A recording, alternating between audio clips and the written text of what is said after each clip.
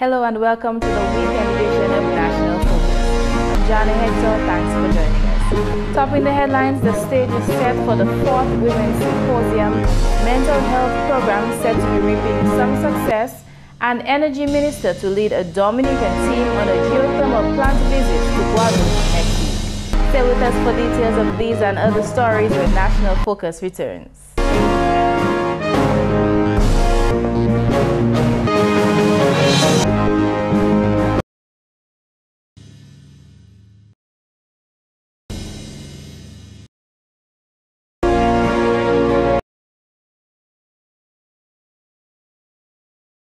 Dominican women will have yet another opportunity to hear and be inspired by the accomplishments of local and regional female icons when VF Incorporated hosts the 4th annual Phenomenal Caribbean Women's Symposium on January 26th at Cabarets in Portsmouth.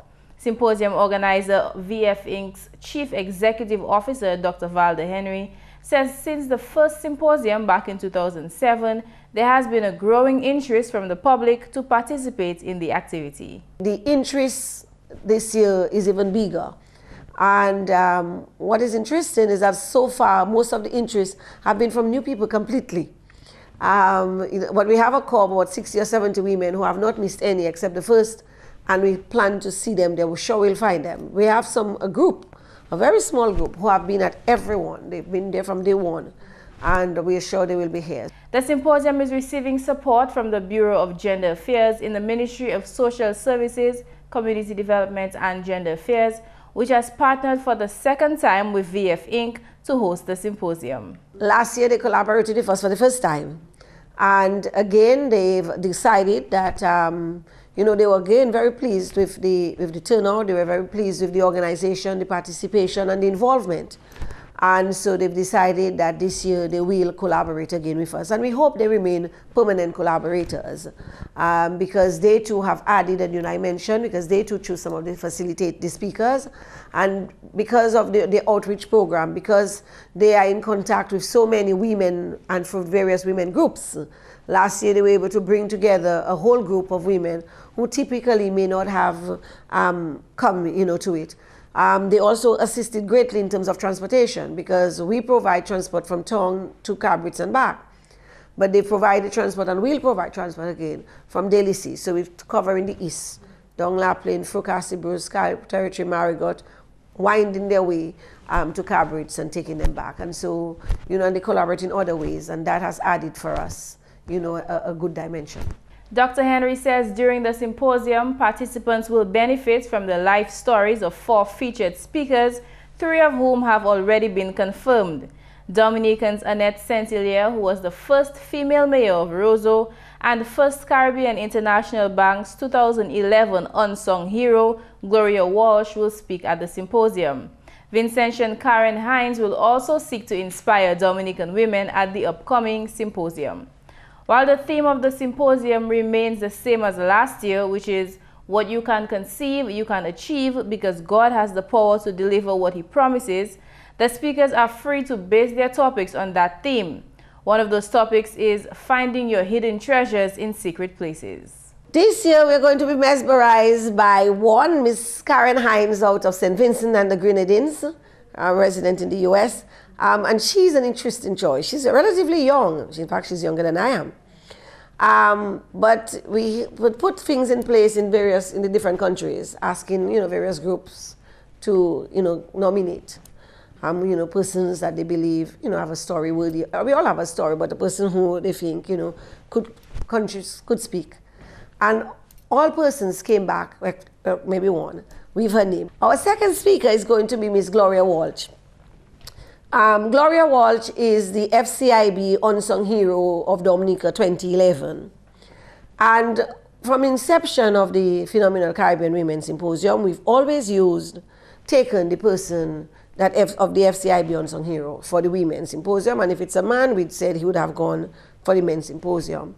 And our reasoning behind that was that person would have also gone through, it's almost like a competition. And if after all of these names submitted, that person was selected as the unsung hero, there too lies a story. One of the first speaker is going to be Mrs. Annette Sentile. Interestingly, from feedback from participants, she was one of the persons, because we also asked participants, who you think we could have, for next year, for another time, and so on. And her name came up a few times. So we approached her, and she kind of consented. And so she too has a story. I mean, a storied story. So it's going to be interesting. And then there's a fourth person who's not confirmed, who's going to come from overseas, and that's going to be a person selected by the Bureau of Gender Affairs. Women from age 18 for a fee of $300 have been invited to register for participation in the symposium. That fee will cover transportation to and from the cabarets, snacks, lunch, a shuttle service, as well as a small token.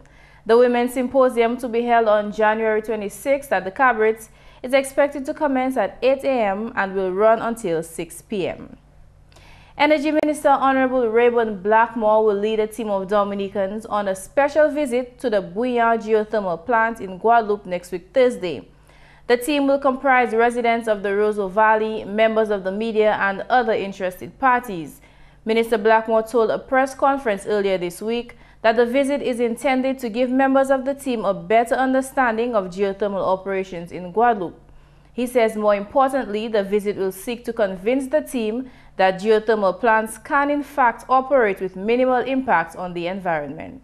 As the minister responsible for energy, a few months ago, we developed a futuristic plan, and I went and visited a geothermal plant in Guadeloupe, and to see how a geothermal plant can be in an environment within close proximity of where people live.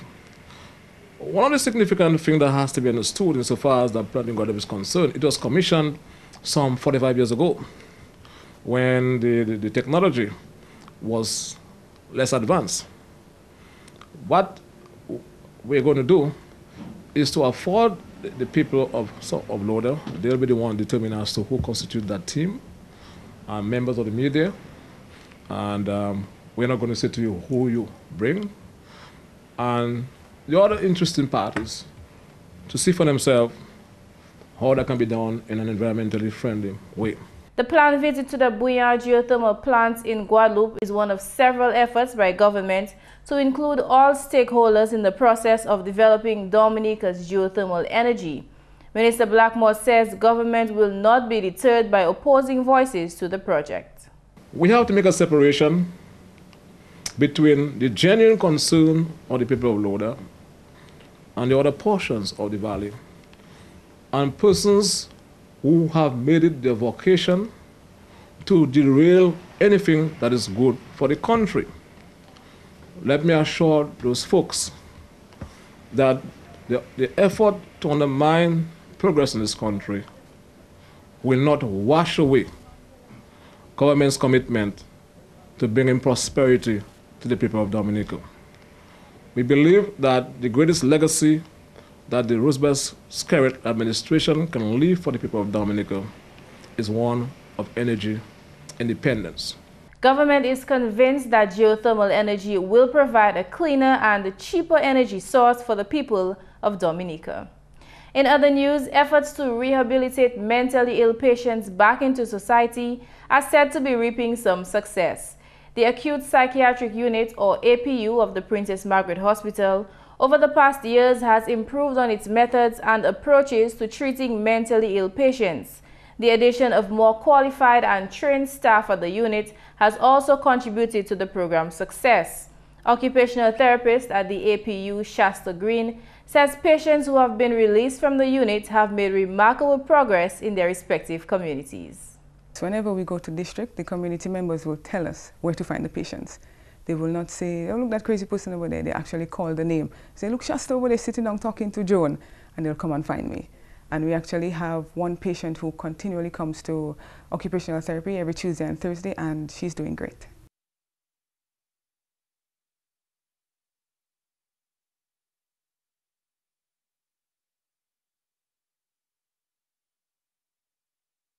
Sometimes they don't get the family support. Sometimes they find themselves back in the negative activities that will cause them to become sick. And it's choice, really. We can do everything for them, but they have to choose to take their medication. They have to choose to come to clinic to speak to the counselor. They have to choose to be a part of occupational therapy. And until they don't do that, then they will get sick. So they have the power.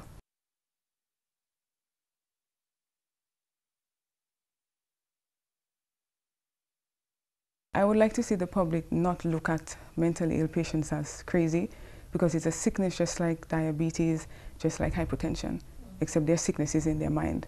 And any one of us can become mentally ill. Recently, the government of Dominica, through the Japanese government, made a significant investment in the country's mental health program. A building costing over $90,000 was constructed to accommodate psychodrama, psychotherapy, and occupational therapy activities at the Princess Margaret Hospital. Meanwhile, as part of the APU's drive to improve the self-esteem and confidence of mentally ill patients, the unit will this Sunday host its annual concert at the APU grounds. The concert, which will begin from 4 p.m., will feature a number of performing patients. Social worker and concert coordinator Leslie Ann Waldron says the concert is also being held to raise much-needed funds for the unit. It's one of our major fundraising events, so as much as we'd like to have it free, we have a small fee where we pay $5 for children and $10 for adults. And the proceeds from this event actually goes back to the patient. So it's not something where the ward makes a profit or something like that. It goes back to the patients for our activities that we do throughout the year. So when we take them to the beach, we need money to buy food, the transportation and everything. So that's where the money goes back to. Waldron says the event will also serve as a form of entertainment for the APU patients. A number of top Calypsonians will also be featured at Sunday's concert.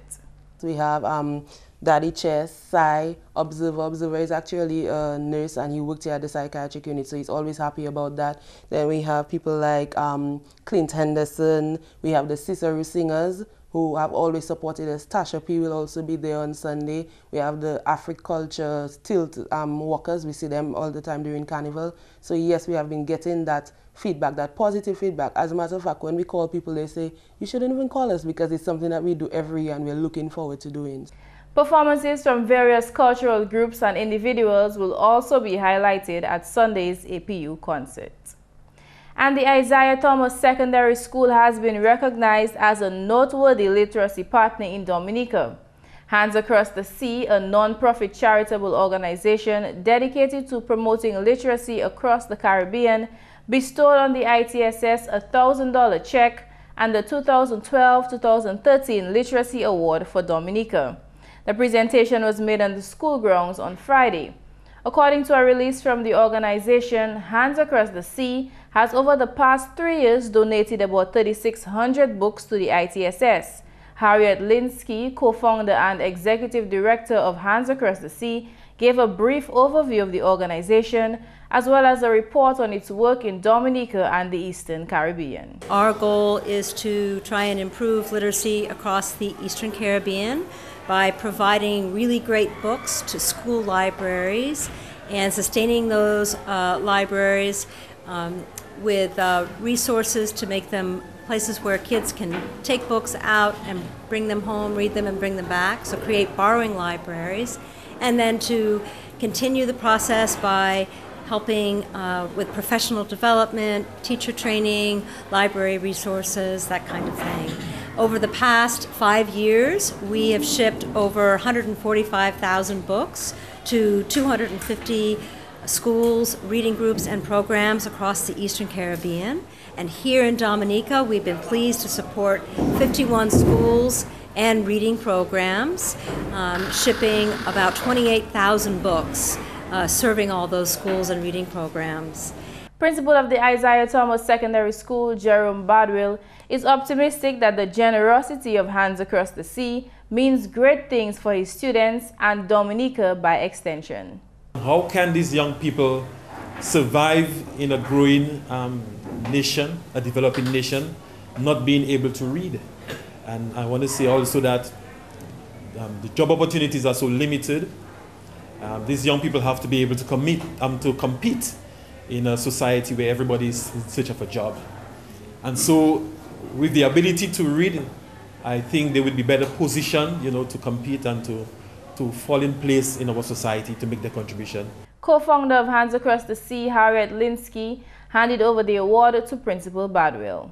On behalf of Hands Across the Sea and all of our donors in the U.S., we'd like to give this award to Isaiah Thomas Secondary School. It's worth $1,000 U.S. of books and literacy materials for Isaiah Thomas Secondary School. So you will have to let us know the kinds of things that you would like us to acquire on your behalf so that we can help you fulfill this award. Okay, thank you. Thank you very much. Principal Badwell had this to say by way of thanks. I just want to say thank you very much to our partners and our friends, Hands Across the Sea, you know, for partnering with us in the development of the young people. Over the past 2 years, we have had a wonderful relationship with them. I must say that they have committed to the development of our young people. We have received quite a number of books from our friends, our partners, and we have utilized the books. As a matter of fact, the young people have not left our libraries, and every opportunity that they have gotten, they've come into the library and they've read. They've shown that they are very much appreciative of the new books that they have received. And so I'm so pleased that Hands Across the Sea, not even a local organization, but they have seen the need to partner with us. And I want to say this morning that I'm very much elated, and on the behalf of the education system in Dominica, the Isaiah Thomas Secondary School, and every stakeholder in the development process here, I would like to say thank you very much. Hands Across the Sea also selected the Penville Primary School for the Primary School Literacy Award of 2012-2013. The Literacy Award comes with US $1,000 in new books or other educational assistance for the selected school. And that's news. Let's now go to Tarnia Green for Flashback, where we remind you of all the headline stories.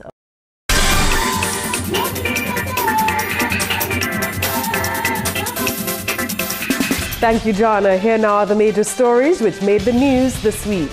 The Office of Disaster Management is working on developing a community disaster preparedness training and planning toolkit, which will be used by Dominica and other Caribbean states.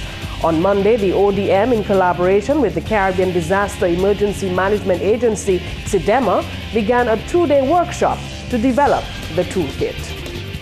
Sunday, January 6, marked the 9th anniversary of the death of former Prime Minister of Dominica, the late Honorable Pierre Charles. Mr. Charles, who served as Dominica's Prime Minister from 2000 to 2004, was a Member of Parliament for Granby constituency from 1985 until his death in 2004. Honorable Charles will always be remembered as a leader who took decisive action on the economy. National Security Minister Honorable Charles Savrin is of the firm view that members of the public need to come forward to assist the police to reduce the number of illegal firearms circulating in the country. The minister says a special crime stoppers hotline was recently established to assist in that effort. And the First Caribbean International Bank this week donated 6 computers to the Dominica State College. The donation was made to the DSC's Faculty of Education. Culture Minister Honorable Justina Charles says the responsibility lies with every individual to ensure that Dominica's Carnival remains amongst the safest in the Caribbean. The minister made a strong plea for a violence-free Carnival 2013 when she addressed the official media launch of Carnival 2013 celebrations on Monday. Meantime, Tourism Minister Honorable Ian Douglas would also like to see a greater effort made towards the preservation of the various forms of traditional costumes throughout the year. He's suggesting that a special activity be held later in the year to showcase the costumes to visitors. And a group of Dominicans based in the United States on Wednesday demonstrated their concern for senior citizens here when they made a donation to government's Yes We Care program. The Dominica Emerald Organization of New Jersey handed over close to $5,000 of food, cleaning supplies, and personal hygiene items. Well-known law enforcement partners Crime Stoppers International now has a presence in Dominica. Crime Stoppers Dominica was launched on the island last September as a community-based non-profit organization operated by private sector citizens. The alliance is funded by membership dues and donations which are used to pay rewards to maintain the Canadian-based call center and the Crime Stoppers website. Energy Minister Honorable Rayburn Blackmore has assured residents of the Roseau Valley that government will put all necessary systems in place to guarantee their safety in relation to the geothermal project. The minister's remarks came following a meeting held by residents of Loda earlier this week to discuss concerns regarding the project. And government's response to nationals affected by natural disasters will continue to be treated as priority. Prime Minister Honorable Roosevelt Skerritt revealed that over $10 million have been spent to restore favorable living conditions in western communities worst affected by the Layu River and Ophelia floods disasters. And Dominica will host 3 of 5 one-day international matches when South African women cricket team plays against the West Indies women's team at the Windsor Park Stadium this weekend. The matches will be held on Saturday, Sunday, and Tuesday next week. Well, these were the major stories which made the news this week. It's back to you, Jarna. Thanks, Tanya. How to help save the ozone layer coming up next. South African women against the West Indies women's cricket team plays a team at the Windsor Park Stadium this week.